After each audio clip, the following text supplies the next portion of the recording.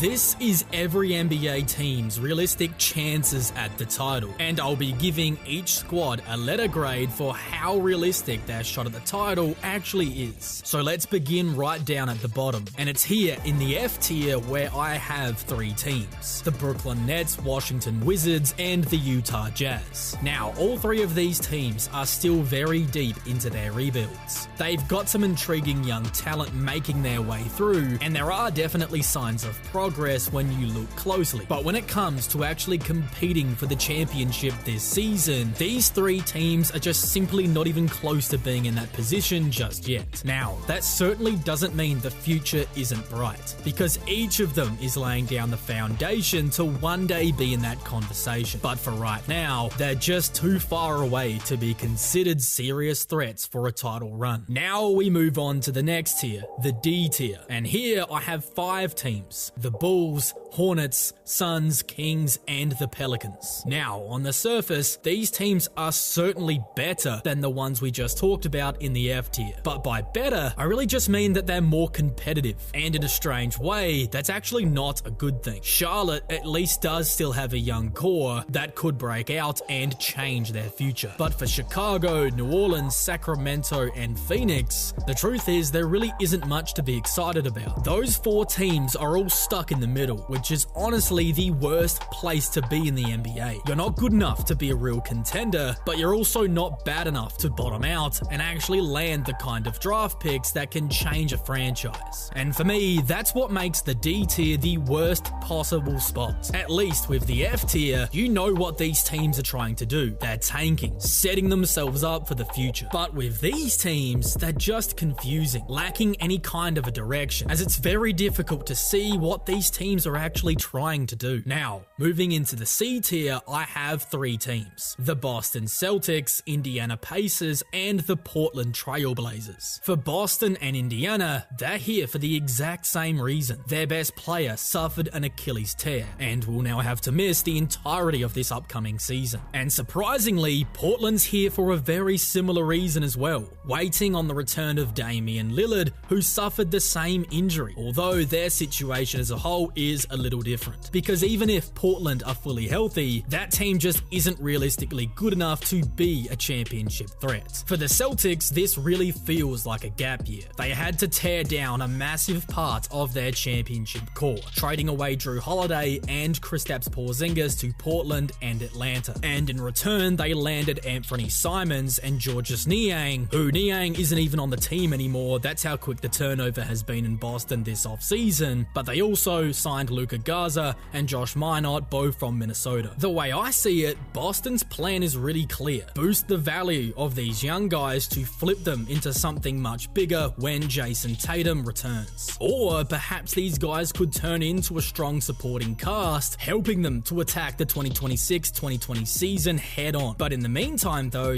this year is going to tell us a lot about Jaylen Brown. He's actually going to be the legitimate first option for the first time in his career, as for years people have argued that he might actually be the better of the 2 J's. Well, now he has the chance to prove it. For Indiana, it's a bit more painful. They not only lose Halliburton to the Achilles injury, but they also failed to re-sign Miles Turner, who ended up leaving for their rival Milwaukee Bucks. And that one just really stinks, because unlike Boston, the Pacers were set up and ready to compete in the East for at least 3 to 4 more seasons. Boston's salary cap situation was a lot tighter, meaning even if Tatum didn't get hurt, they would have had to get off of Porzingis and Holiday anyway. But for the Pacers, this season feels like a complete and utter waste of time. Think about it. They just lost a Game 7 of the NBA Finals. Then their best player goes down and now has to basically sit out the entirety of next season with nothing to show for it. Indiana hasn't made any moves and really is just waiting for Halliburton to return. Really just throwing away this upcoming season, trying to make another run at it when they're all fully healthy. But the loss of Miles Turner is really going to make that pretty difficult, as it's just a heartbreaking situation for that franchise. And finally, we've got the Blazers, and their situation isn't nearly as devastating. They've built a pretty solid young group, and with the Damian Lillard homecoming, there's a sense of optimism optimism in Portland right now. But for me, this season has to be all about experimentation. Test out the young guys, give them as many real minutes as humanly possible, and figure out exactly what you've got in this roster. Because while that's certainly not going to be winning the West anytime soon, they do have a chance to build something sustainable for when Dame is fully healthy. Now, let's move on to the C+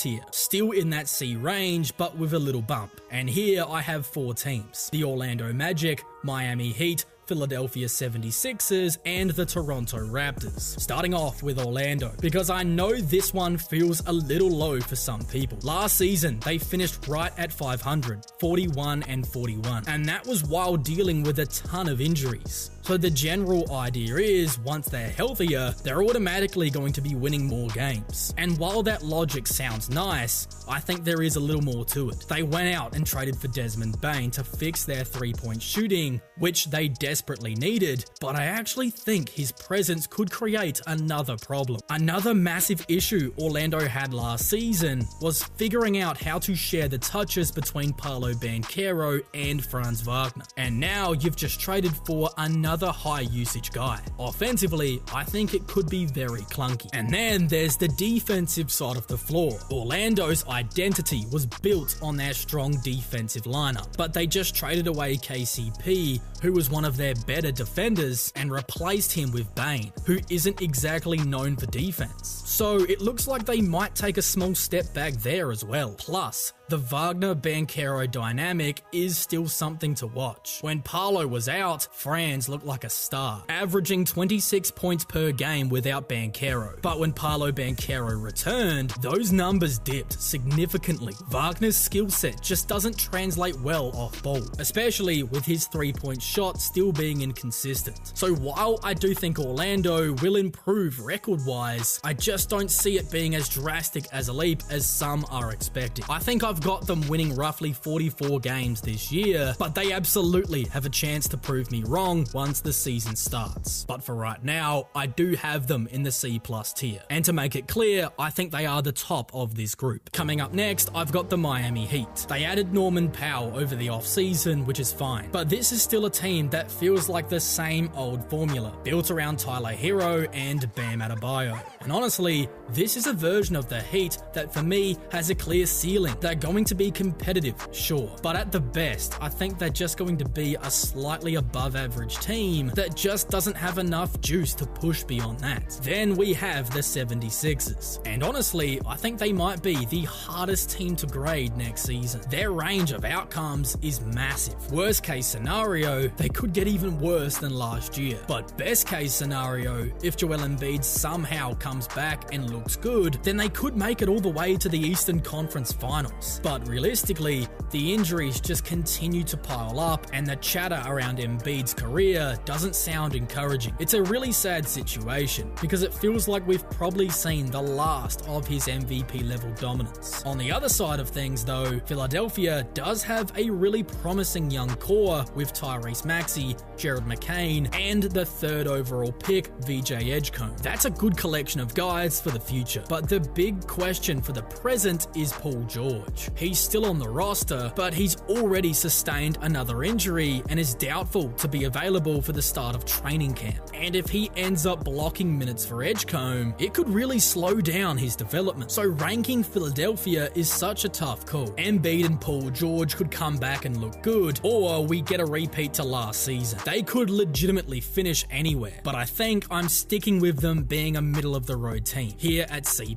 just feels about right. Now let's look at the Toronto Raptors, and I actually think this group is going to be more competitive than they were last year. The first reason why I think this is pretty simple: the addition of Brandon Ingram, who has been an all-star level player for really his entire career so far, as long as he stays healthy, which is the big if. And then that leads into the second reason, and that's health again. Last season, Toronto just couldn't keep their main guys on the floor together for any real amount of time, and it did hold them back. I think if they stay healthy, we could see some development from Scotty Barnes, Emmanuel Quickley, and Brandon Ingram as a trio, and I think they could do some damage in a weakened Eastern Conference. But I also think the fit could be a little clunky, so we just have to wait and see. Now we move on to the B tier, which is absolutely absolutely loaded with teams. So to kick it off, I have 5 teams sitting in the B- range. The Bucks, Pistons, Hawks, Spurs, and Grizzlies. Starting off with Milwaukee, I really think they are being slept on. From the outside looking in, sure, their roster feels a bit thinner, but what's really being overlooked is just how good that front court is going to be with Miles Turner next to Giannis. On both ends of the floor, that's a scary duo. And what's more interesting about this team is how quickly they're shifting in their identity. Just a couple of seasons ago, Milwaukee was one of the oldest teams in the NBA, but now they've gotten far younger, and they've got some pieces that could quietly develop into real contributors. If those guys can take a step this season, then I think the Bucks could be in a much better situation than people think. Of course, that's not guaranteed, which is why I have them here at a B-.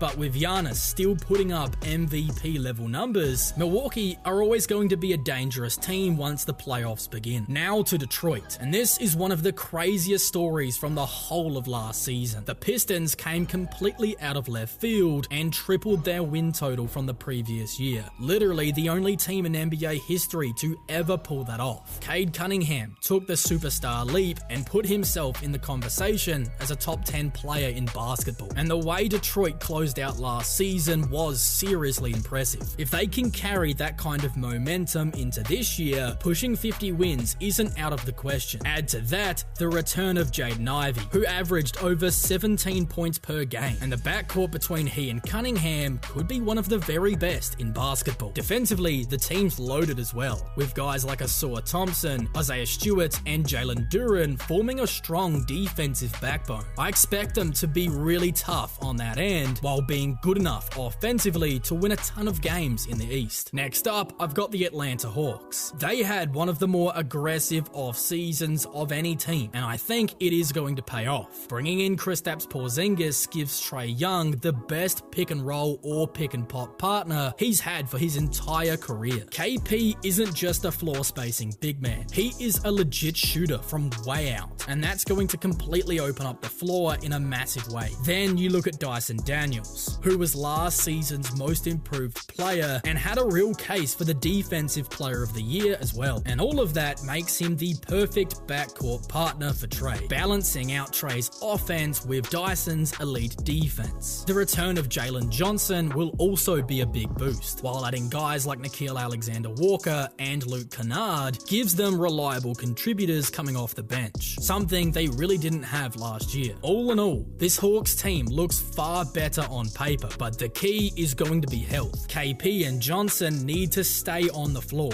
and Trae Young has to rediscover his scoring efficiency to go along with his amazing playmaking. If all of that clicks, I think Atlanta could make a run similar to what Indiana just did. But until we actually see it, I've got them in the B- range. Now, let's take a look at the San Antonio Spurs, one of the most exciting young teams in the NBA right now. In my opinion, they have the brightest future in the NBA right now, but I just don't think their time is just yet. The best case scenario is that Wemby plays like a top 3 candidate for MVP, and they sneak into that 5 or 6 seed range in a brutal Western Conference. But realistically, I just don't think they're ready to push much further than that. This season is going to be about figuring out whether the Spurs are ready to start competing now, or if they still need a year or two to let their talent fully develop. The Wemby-De'Aaron Fox pairing has potential to win a game on any night, but chemistry does take time, and those younger role players still need to prove that they can be consistent. Their time is coming, but I just don't think it's going to be next season. But make no mistake, San Antonio are still good enough to be a B- team. Then finally, I have the Memphis Grizzlies, probably the least exciting out of these 5, and also probably the worst. They made a splash this off-season, trading away Desmond Bane in return for 4 first-round picks. And because of that,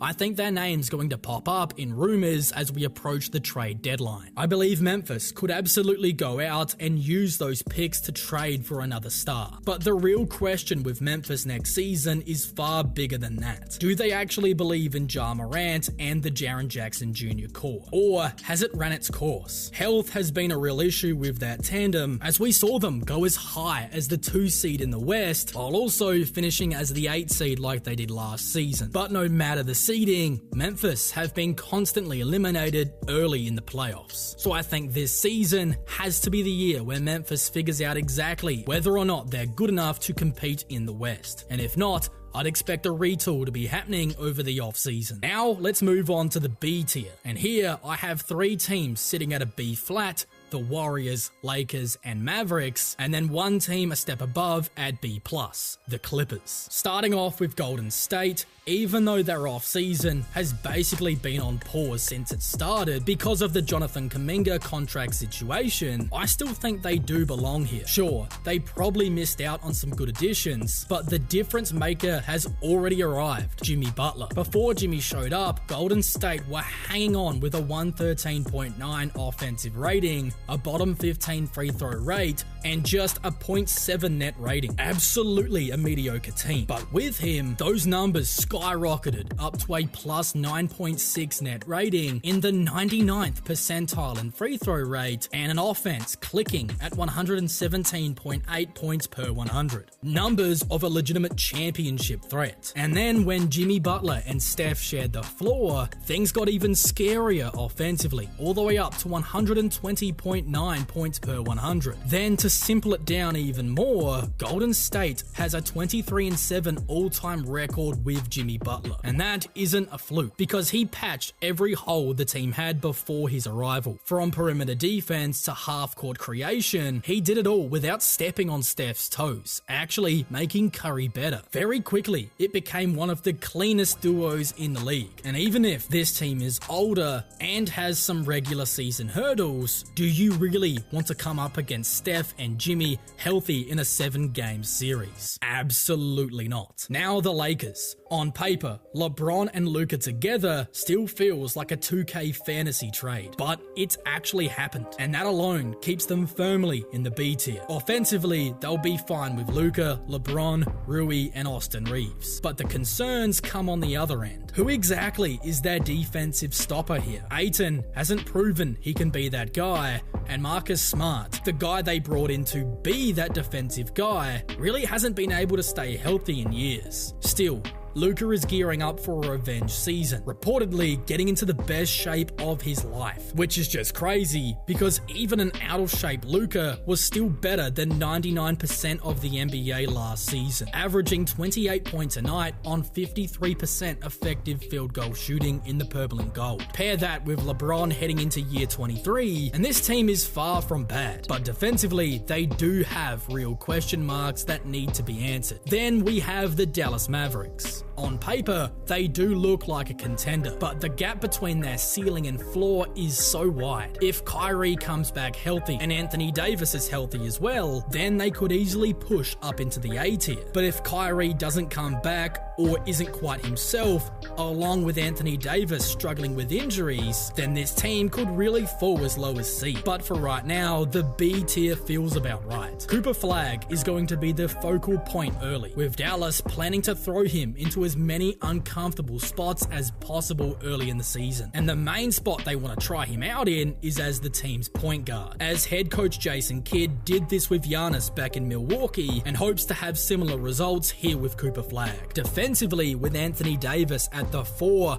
alongside Lively and Gafford at the 5, this team could be elite. But offensively, their lack of three-point shooting is going to be a major issue. In the 9 games Anthony Davis played in Dallas last year, they averaged just 10.9 threes made a game. That's worse than the league's worst three-point shooting team, the Orlando Magic. That has to improve next year. The good news is that Kyrie should be back later in the season, and if he can stabilize things quickly, Dallas could make a real run. And finally, I have the Clippers in at a B+.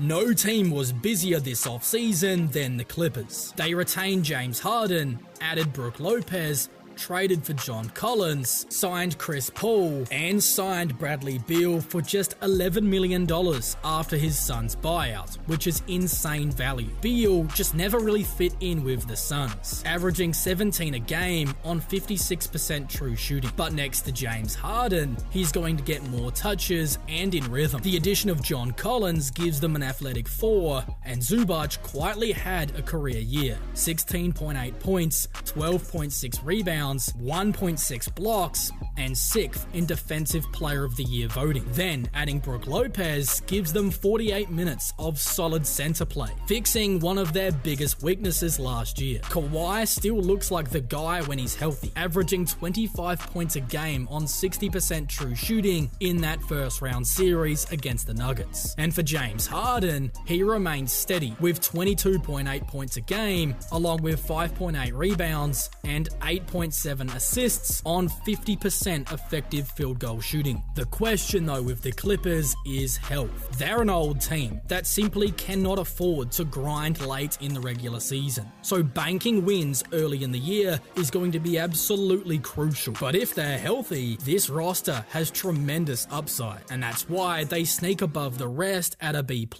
Now we're getting into the cream of the crop, the A tier, and these are the 6 teams that I see as true title contenders with a very real chance to go all the way. Starting off at the A- range, I've got the New York Knicks and the Minnesota Timberwolves. Let's begin with the Knicks, who I think are simply going to be better next year. Part of that is just chemistry and continuity after trading for Karl Anthony Towns in training camp of last season. But also, the roster moves they made will also take them up another level. Adding Gershon Yabusele from Philly and Jordan Clarkson from Utah addresses a glaring weakness from last season, a lack of bench depth. Now yes, Knicks fans, I can already hear you in the comments saying that you did have a bench, but Tibbs just wasn't using it. And while that is a fair assessment, the reality is the bench wasn't actually that good anyway. But this season, it's a completely different story. A second unit featuring Miles McBride, Clarkson, Yabusele, and Josh Hart, who I think should be coming off the bench to run the ball and push the pace in those bench configurations, is overall a much stronger group to support the loaded starting 5 of Jalen Brunson, Mikal Bridges, OG Anunoby, Karl Anthony Towns, and likely Mitchell Robinson. Then when you factor in the new system that Mike Brown wants to implement, which sees the Knicks leaning into their versatility, upping the pace, and overall sharing the offensive load a bit more, then that could be exactly what New York needs. Too often last year,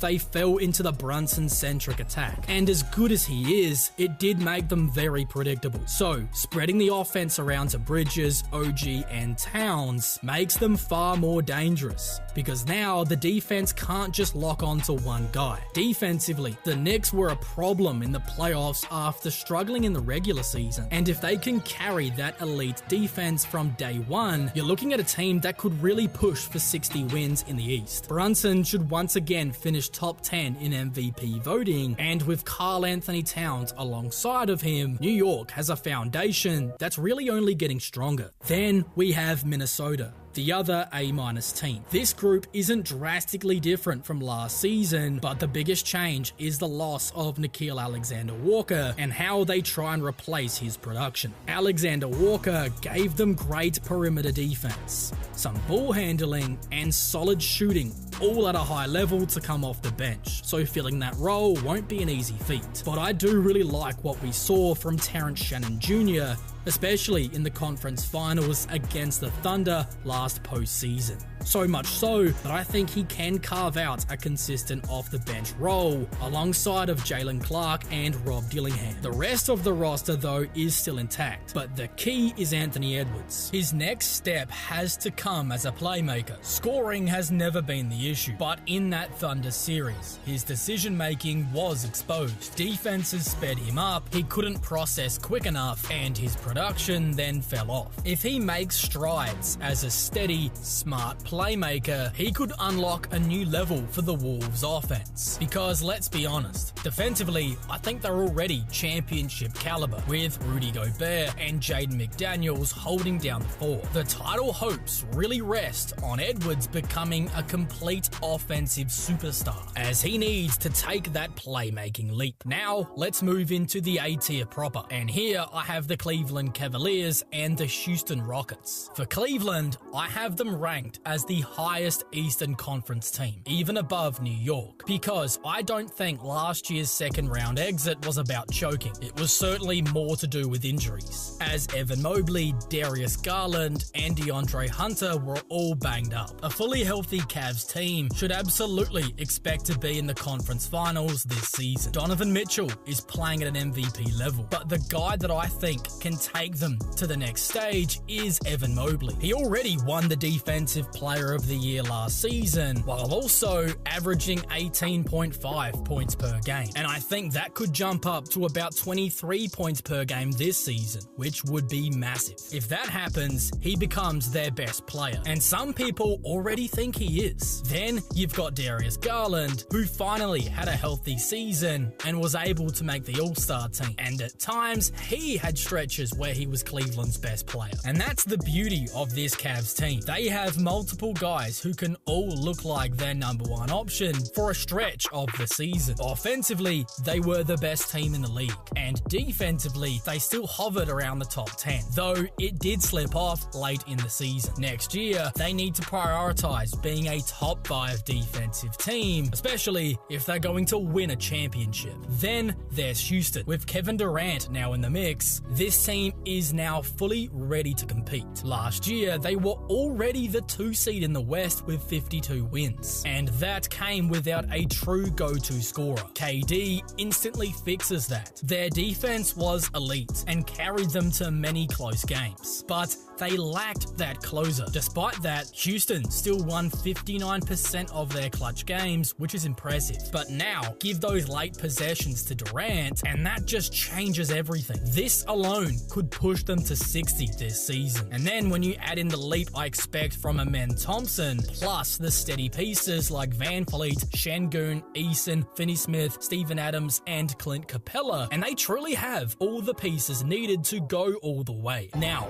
finally, in the A+ tier, the 2 absolute best teams coming into next season are the Oklahoma City Thunder and the Denver Nuggets. The Thunder just pulled off one of the most impressive championship runs we've seen in modern history, and the crazy part is, I think they're going to be even better this season. They managed to keep their entire championship core intact, which is incredibly rare in today's NBA, and that chemistry alone makes them better. Then, the big X factor is going to be Chet Holmgren. He battled injuries last season, fracturing his hip and having to miss a massive chunk of the regular season. And then when he came back, his mobility just was not the same. But if he's able to fully recover, getting back to his mobile best, then we could be in store for a massive offensive leap out of Holmgren. And when that happens, OKC's ceiling rises again. Shai Gilgeous-Alexander should be a top 3 MVP candidate again, and with all of that going in the Thunder's favor, I believe they have a very real chance to win 70 games. And now we've got the Denver Nuggets also at A+. The Nuggets successfully extended their title window around Nikola Jokic and fixed their biggest issue from last season, the bench unit. That unit posted a horrendous minus 31 net rating in the playoffs, and that proved to be their undoing. But now, with Jonas Valanciunas, Bruce Brown, Tim Hardaway Jr., and Peyton Watson being their bench group, they've now got real stability. Combine that with the growth of the role players like Aaron Gordon and Christian Brown, 2 guys who improved significantly as 3-point shooters, and Denver is more complete than ever. They also swapped Michael Porter Jr., who was very inconsistent, especially in the playoffs last season, for the more steady Cam Johnson. And I believe that move is really underrated as well. Don't expect Denver to be chasing the 1 seed in the regular season. They really don't do that anymore. But they've proven time and time again that they can flip the switch when it really matters, especially when we talk about the defensive side of the floor. As long as Jokic is at the helm and the starters dominate like they always do, and they now have a bench unit who's not going to bleed points, Denver is absolutely going to be right there with Oklahoma City as the 2 best teams in the NBA next season, especially once the playoffs roll around. And if you want to know which players are the most likely to carry their teams in that race, then make sure you check out the 10 most likely MVP winners in the 2026 NBA season breakdown video right now.